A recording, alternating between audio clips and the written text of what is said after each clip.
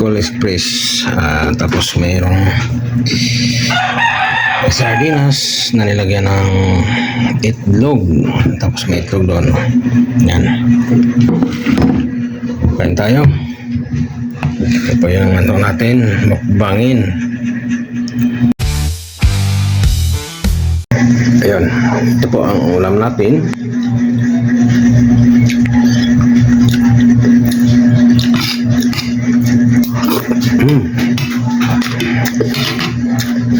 Magkamay tayo.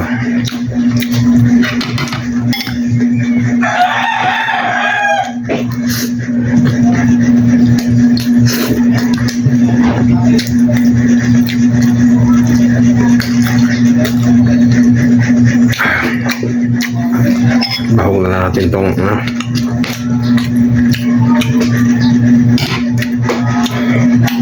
Bicol Express. Tapos may sardinas na nilagyan ng itlog. Bilisa. Magkamay na lang. Sana hugas naman ako eh.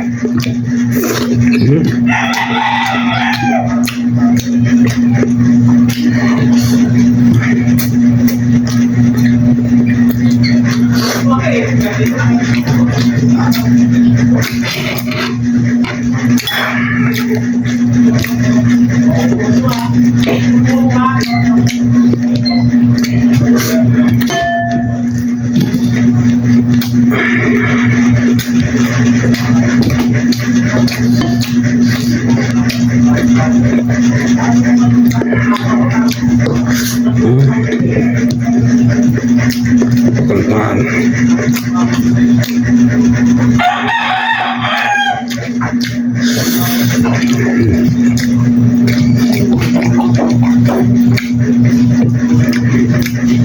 Shout out kay Ate Jo TV saka kababayan ko sa Bohol, si It's Me Ranjo sa kaming channel nga Ranjo Official Vlog.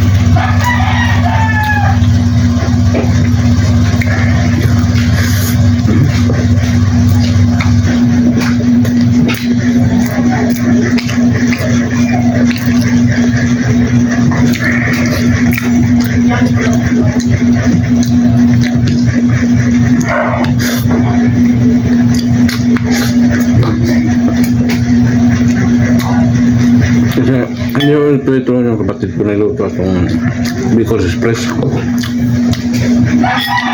Sobrang taba. Maraming makika. Pero kunti ng kutsara lang lagay ko dito sa kanan.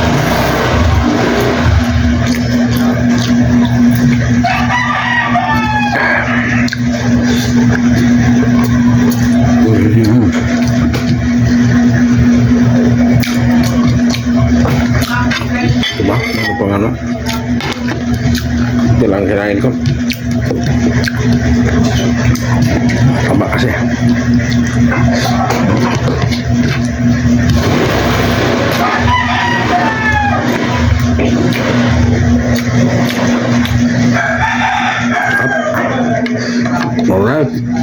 Ito na. Ang ating kainan. Thank you guys sa panonood. Bye-bye.